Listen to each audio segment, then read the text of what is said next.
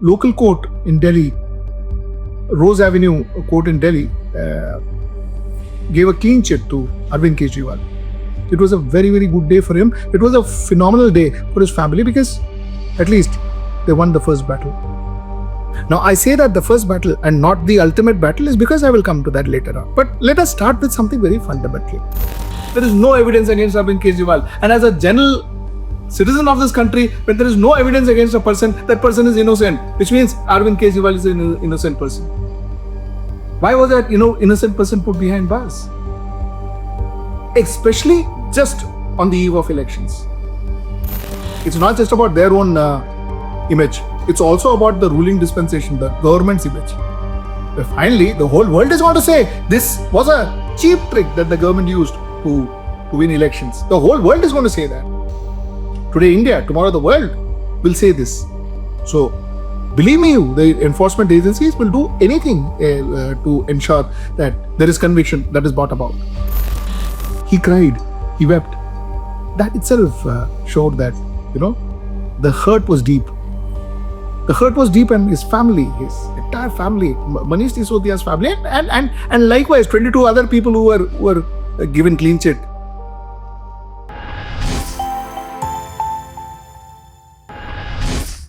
Namaskar. Welcome to another episode of Editorial. So yesterday, local court in Delhi, Rouse Avenue Court in Delhi, gave a clean chit to Arvind Kejriwal. Good. This was something that really made a lot of difference to Arvind Kejriwal personally, because one could see that when he came out to address the press. I think it was very clear that he was hurt. At least they won the first battle. Now, I say that the first battle and not the ultimate battle is because I will come to that later on. But let us start with something very fundamental. You see, a lot of us, we crack jokes about washing machine, and we crack jokes about Rahul Gandhi talking about vote chori. We crack jokes, and now it is kind of okay. It's a normal discussion, over a dinner or over a drink. It's a normal discussion. Arey, udhar to aisa kiya hai. This person was washing machine. This party came into this particular, joined the Bharatiya Janata Party, and everybody now is the minister. And yesterday there were ED cases. Now no ED cases and all. Come to Maharashtra, every second person will tell you this. Okay. Now this is, like I told you, it is a new normal.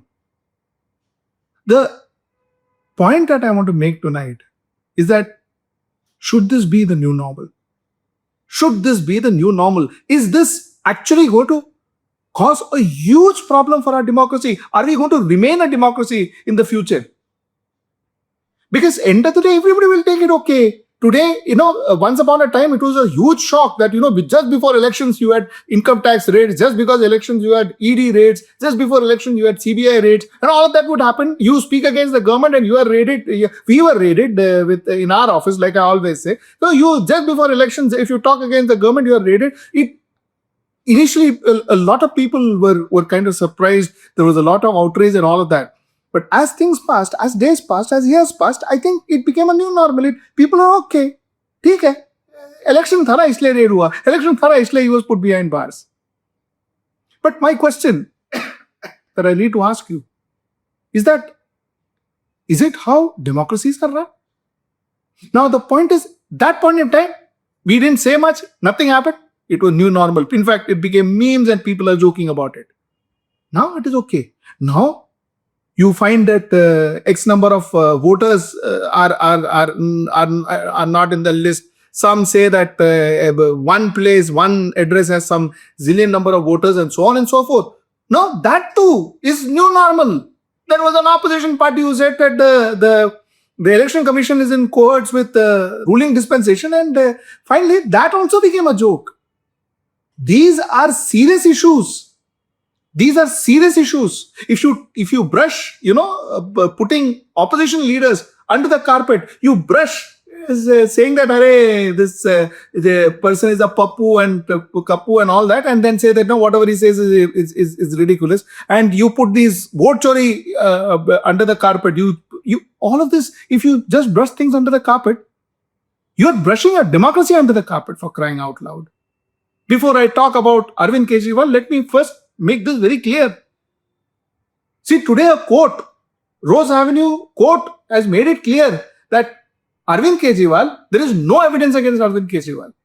They are not saying Arvind Kejriwal is innocent. I understand that and I repeat that. They are not saying Arvind Kejriwal is innocent. But what they are saying is there is no evidence against Arvind Kejriwal. And as a general citizen of this country, when there is no evidence against a person, that person is innocent. Which means Arvind Kejriwal is an innocent person. Why was that innocent person put behind bars? Especially just on the eve of elections. Arvind Kejriwal, had he been let free, had he campaigned the way he wished to campaign, had he campaigned without stress and without tension and without the fear of going back to jail, he would have possibly got more seats in the Lok Sabha elections than what he currently got. And a lot of those would be Bharatiya Janata Party seats. Bharatiya Janata Party got 240. You never know. Maybe Arvind Kejriwal would have taken some of those, some from those 240 seats. Even 5 seats, 6 seats would have made a difference. But he was not allowed to campaign. Why? If he was not allowed to campaign, do you know what it actually did? It actually changed the way the results came in front of you. It changed the results. And today, you claim that you have a democratically elected political party in the center. Well, I have a question to ask you. You didn't. It was not democratically elected because a fairly popular political opposition was not allowed to fight the election with his full might. He was tremendously under stress. His party was under stress. Now, same thing happens to the assembly elections. When he says, now I will ensure that, BJP will not get 10 seats and, let's have an election again and all that. Well, I don't know whether it's true or false, but the point is he has the right to ask that. Because end of the day, yes, when he was fighting Delhi elections, he was tremendously under pressure. A, B, there were allegations of corruption against him. He was put behind bars for corruption. The man who went out and told the world that, India should be free of corruption, he was put behind bars for corruption. Now, what do you think? How do you think people will react? How do you think fence sitters will react? Which side the fence sitters will go? This side or that side? So you finished off his image, you killed his image, you killed his prospects, the core foundation in which Aam Aadmi Party was built, you obliterated that, and what are you expecting? What are you expecting? So, when we say that there was a fair election that happened, how are we saying there was fair elections that took place? So, this is the first point. The first point is yesterday's court verdict. The Rouse Avenue Court verdict proved that somewhere down the line, it was very clear that democracy was killed. A person was put behind bars when the investigating body didn't even have a single evidence. And even after 1 year, they couldn't prove to the court that they had evidence or there was any evidence of this person committing crime. So then, if I believe that this was purely done so that he doesn't fight his election, and therefore, the ruling dispensation gets a backdoor result, a backdoor entry into power. Well, how am I wrong? Point 1. Point 2. Point 2 is, let's talk about Arvind Kejriwal. Is everything over? Actually, no, nothing much is over. The CBI has appealed to High Court. So CBI is definitely going to take it to higher courts. And the case is going to go on. Now, the chances, they say, legal experts will say that, normally higher courts do not just overturn the decision of the lower courts. Normally, it doesn't happen. But all they say, CBI is going to take it further. Achha, there is another case that is coming up. That is the ED case. Arvind Kejriwal is confident that he can fight the ED case because ED case was based on CBI case. And when CBI case has no evidence, what is the premises of ED case? All that I agree. That is all fine and I hope all that works. But the fact remains that with ED case, ED is going to put up this case. And believe me, the enforcement agencies must be under tremendous pressure to get conviction. Tremendous pressure. Because if they don't, it's not just about their own image. It's also about the ruling dispensation, the government's image. Finally, the whole world is going to say this was a cheap trick that the government used to win elections. The whole world is going to say that. Today, India, tomorrow, the world will say this. So, Believe me, the enforcement agencies will do anything to ensure that there is conviction that is brought about. So that's point number 2. My last point number 3. Arvind Kejriwal was very bitter. Arvind Kejriwal was very, very bitter and very justified in being bitter. In fact, like I told you in the beginning of my editorial, see the fact that he cried, he wept, that itself showed that, the hurt was deep. The hurt was deep, and his family, his entire family, Manish Sisodia's family, and likewise 22 other people who were given clean chit. All those families, they must have gone through hell. I know what it means when you are raided. I know what it means when you have to run to courts. I know what it means. We all know, most of us, a lot of us who kind of experienced such incidents know what it means. It takes a toll on you. It takes a toll on your family. But somewhere down the line, if you look at it from a political prism, now this is purely a conjuncture.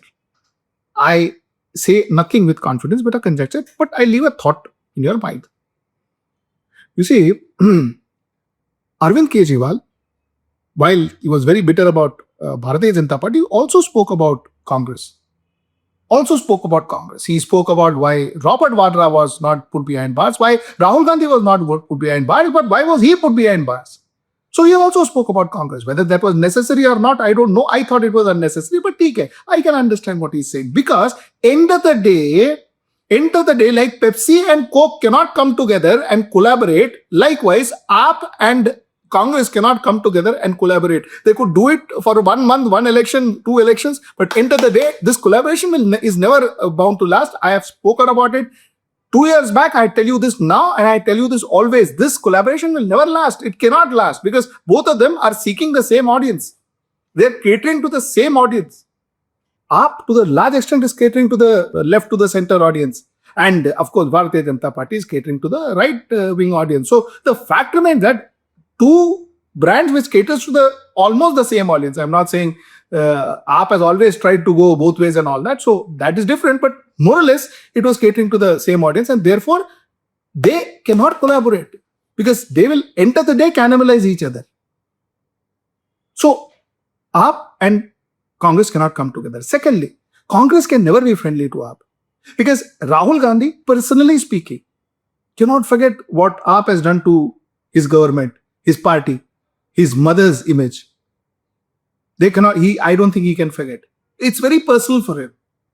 So he will not be able to go and hug Arvind Kejriwal. He will not be able to do that. He will never be able to call Arvind Kejriwal his best friend, possibly like the way he calls Stalin or to some extent Uddhav Thackeray a good friend. I don't think that relationship will ever happen between Rahul Gandhi and Arvind Kejriwal. This is a fact.